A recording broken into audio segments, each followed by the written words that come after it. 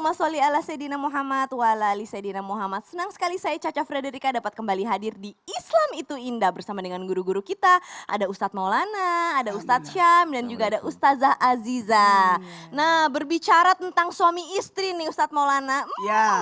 Paling seru dan saya paling senang kalau tema suami istri. Iya, kalau serunya sih di Caca ya. Iya. Kalau Pak Ditonya, Pak Bupati, ya gitu. Seru juga insya Allah. Iya. Karena namanya suami istri pasti sama-sama ngerasa sabar. Istrinya ngerasa saya yang paling sabar. Suaminya ngerasa saya yang paling sabar. Nah sebenarnya siapa sih yang paling sabar itu? Tapi sebelumnya nih, sebelum kita membahas tentang tema kita yang pada pagi hari ini tentang kapan kamu mendapat hidayah sayang. Sebelumnya kita saksikan dulu yuk tayangan yang berikut ini.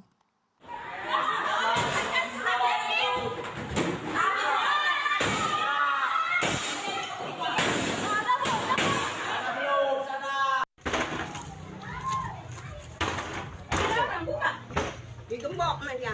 Buka, Bu. Buka. Wih. Anjir, Bu. Mantu nggak pakai mantu. Ancurkan. Lebih keras.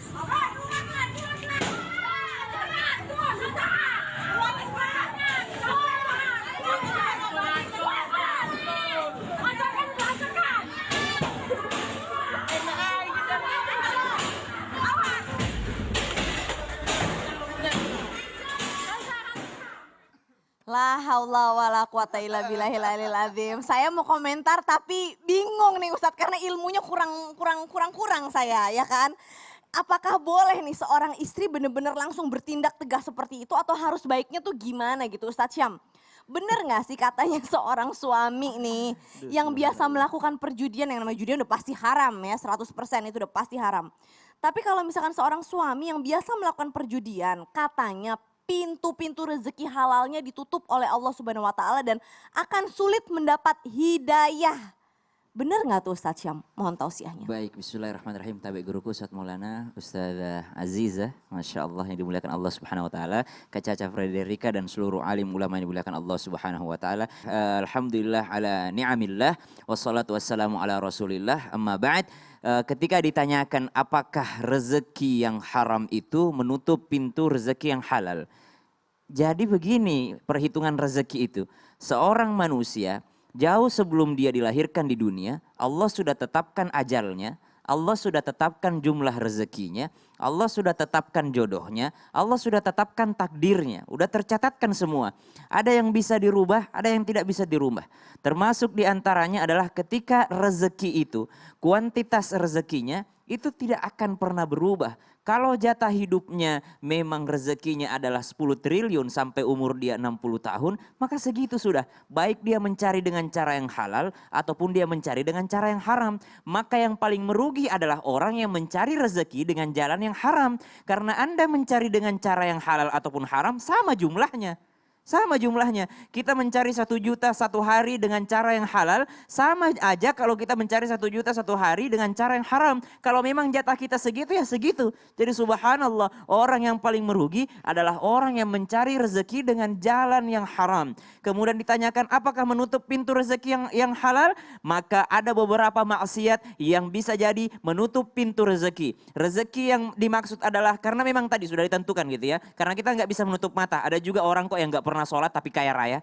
Kita nggak bisa menutup mata, ada juga kok orang nggak pernah puasa tapi kok sehat. Ada juga orang nggak pernah sedekah, nggak pernah zakat kok berlipat ganda kekayaannya. Itu ada juga, ada orang yang tidak beriman kepada Allah Subhanahu wa taala tapi ternyata rezekinya diluaskan sama Allah Subhanahu wa taala. Ya memang jatahnya segitu. Beriman nggak beriman, jatahnya sudah segitu. Tapi orang yang beriman sangat rugi kalau mencari hal tersebut dengan jalan yang haram. Salah satu di antara dosa atau maksiat yang menghalangi rezeki adalah dengan cara musyrik kepada Allah, berlaku kesyirikan.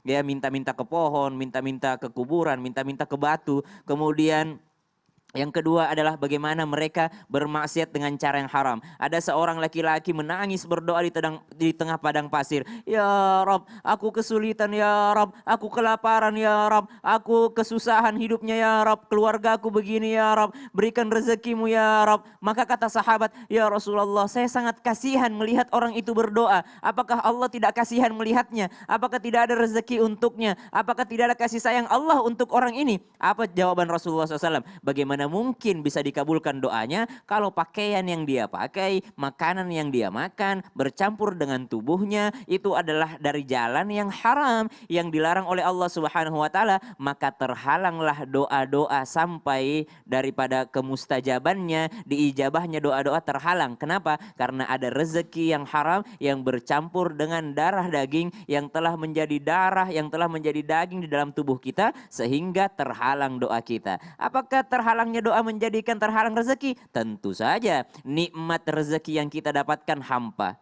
Ada nggak sih orang-orang yang punya duit tapi nggak menikmati uang tersebut? Banyak. Mampu beli steak yang paling mahal tapi nggak boleh makan gitu karena penyakitnya. Ada orang mampu membeli pesawat pribadi tapi nggak boleh terbang gitu. Ada orang mampu membeli mobil mewah tapi setiap naik mobil baru nyium aroma mobil aja udah yang namanya mabuk gitu, mabuk Enek. darat, Iya, enek. betul, Itu betul. jadi subhanallah, nikmat rezeki itu jangan dihitung hanya dengan materi tapi cara menikmatinya. Bisakah kita menikmati rezeki itu juga rezeki dari Allah Masya Subhanahu wa Allah, taala. kebebasan kita bisa berkumpul dengan keluarga, Iya. bisa nonton Islam itu indah dengan sehat, dengan Allah, anak, ya Rabb. istri, Rezeki, ya kan, Masya iya. Allah itu yang Oksigen gratis gitu. Masya Allah, tabarakallah. Artinya memang dibenarkan ya sebagai seorang istri itu membantu suami untuk benar-benar belajar memilah-milih mana rezeki yang halal, Kayaknya- mana rezeki yang haram. Kayaknya tadi udah nyerah juga tiap hari kudakwah. Gimana caranya? Oh yang jelas ku hancurkan tempat mainnya. Iya, iya biar nggak ada alasan lagi untuk datang ke sana.